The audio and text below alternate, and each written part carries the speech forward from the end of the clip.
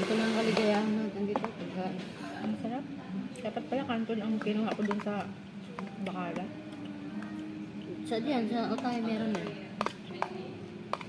Ang kanton. Bakit ang sarap mo nang magluto ng pansit? Bakit sa akin parang Pareho lang yun. kinamumuhian yung luto? Ang ganda. Baka naman galit ka kasi na pag nagluluto ka.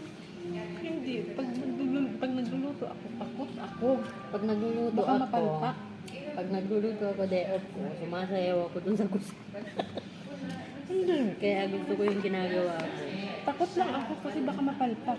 Hindi. Tingnan mo yung ginawa kong manok kagabi. Ano ba itong lasa na ito? Hindi ko maintindihan. Parang